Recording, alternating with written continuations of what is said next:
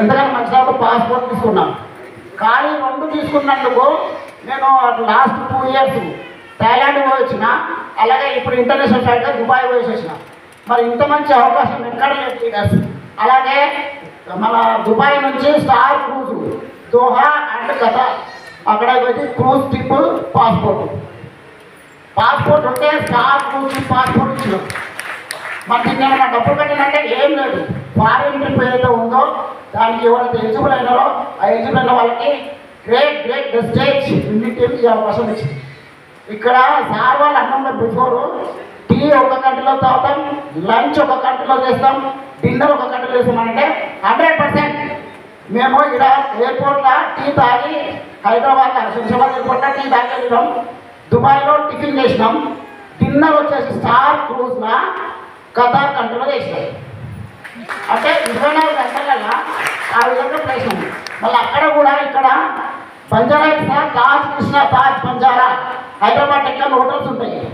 అందులో సూట్ అంటే ఒక రూమ్ ఎంత లగ్జరీ ఉంటుంది.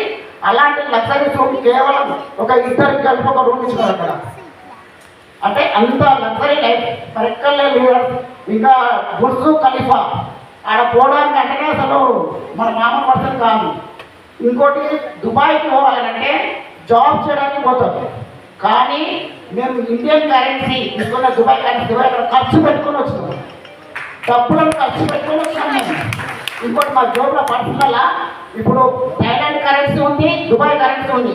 అంటే వెస్టేజ్ చేసే వాళ్ళ జోబుల ప్రపంచం మొత్తం అవుతాయి.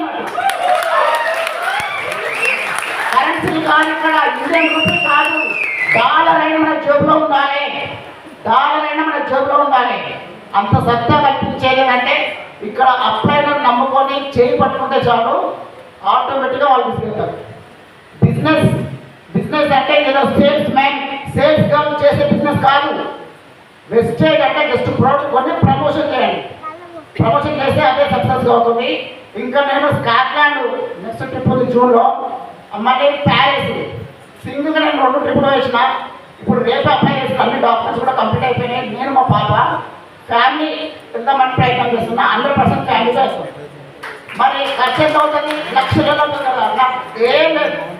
వెనకాల ముందు అంటే ముందు మా పైన ఉన్నారు, వెనకాల స్టేట్ ఇంటి మన ఉంది. వాళ్ళు తీసుకెళ్తారు, వాళ్ళు చెప్పిన పని చేస్తారు. చూస్ చేసుకోండి. ఫారిన్ ట్రిప్ 100% జెన్యూన్గా మనం ఇంకా పోతాం, అక్కడ ఎంజాయ్మెంట్ చేస్తాం. నేను పెట్టే స్టేటస్ ఫోటోలు చూసి అంటే నాతో పాటు పాస్పోర్ట్ తీసుకున్నాం. ఇక్కడే మన్సూరాబాద్లో మన్సూరాబాద్ ఉంది కదా, వాళ్ళ పాస్పోర్ట్లు ఇంకా అల్వానే ఉన్నాయి, తీయలే ఒక్క స్టాఫ్ కూడా వాళ్ళే.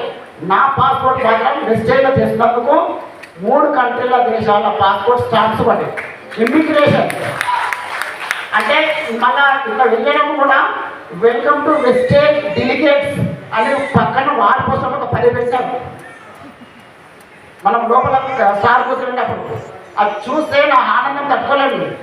ఒకప్పుడు రిపోర్టర్లో ఉన్నప్పుడు ఒక మినిస్టరో ఒక సీఎంఓ ఒక దేశ అధ్యక్షుడు వస్తే ఆ విధంగా వెల్కమ్ టు అని అలా పేరు చెప్పి రాస్తుంది.